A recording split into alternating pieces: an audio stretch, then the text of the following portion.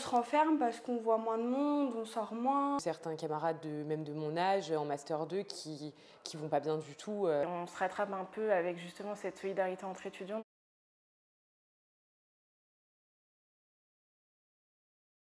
C'est un petit peu plus compliqué. Déjà, on n'a plus les relations avec les profs, des petites infos qu'ils pouvaient donner à la fin du cours.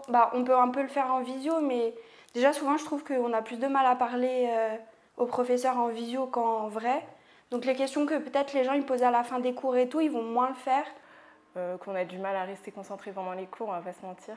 Mais sinon, autrement pour les examens, moi, j'ai pas ressenti de différence. L'année dernière, on les a passés en distanciel et cette année, on les passe en présentiel. On se rend compte quand même que des fois, on a tendance à avoir des examens qui sont peut-être plus durs ou plus fournis en termes de questions. Donc c'est vrai que du coup, ça a été un peu compliqué de faire les examens à distance. À la fac, en tout cas, on est vraiment laissé à l'abandon, entre guillemets. C'est vrai que faire les cours par visio, c'est déjà autre chose que de voir les profs en vrai, en TD.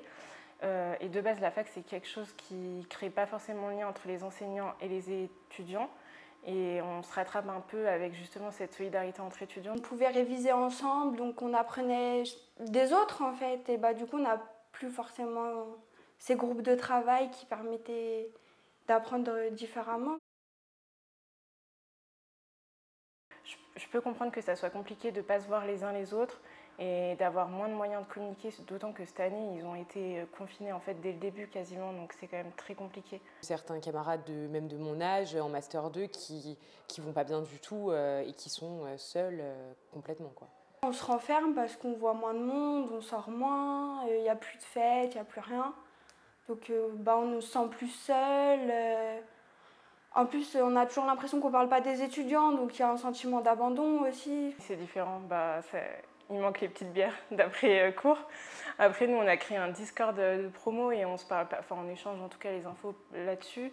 Mais c'est vrai que oui, c'est différent. Ça remplacera jamais une bière ou un petit verre en fin de cours, quoi. Moi, je vais finir les cours en mars. Dans mon alternance, je vais finir en septembre. Je ne sais pas du tout la situation, comment elle sera à ce moment-là. Donc c'est vrai que ça inquiète un peu. Puis on se rend compte que les entreprises autour de nous, il y en a beaucoup qui n'arrivent pas à suivre ou qui embauchent pas trop. Donc c'est vrai que ouais, ça inquiète un peu. Ouais. On ne sait pas comment les emplois ils vont évoluer. Ça se trouve, il n'y aura plus les emplois qu'on vise ou quoi. Enfin, on ne sait pas comment ça va évoluer la situation. Donc c'est compliqué de prévoir l'avenir. Moi, j'ai eu la chance de ne pas stresser à cause de ça, parce que justement, juste après mon master, je suis rentrée à l'école des avocats, donc on va dire que c'est un peu plus facile ensuite de trouver de quoi travailler, mais c'est sûr que j'ai certains camarades de master qui sont encore en recherche d'emploi et pour qui c'est compliqué, oui. On se demande notre diplôme ce qu'il va valoir parce que en soi on le passe en distanciel, donc c'est pareil, mais on sait très bien que ça pourra poser des problèmes par rapport à des gens qui ont eu leur licence 3 ans avant nous, donc une licence en présentiel. On ne sait pas si ça peut être déprécié le diplôme aussi. La valeur du diplôme sera peut-être moindre. Après, je ne pense pas que ça va influencer énormément de choses. Et moi, personnellement, je ne me dis pas à quoi bon. Au contraire, je m'accroche et je me dis, bon, voilà, ça va aller. Et voilà, quoi.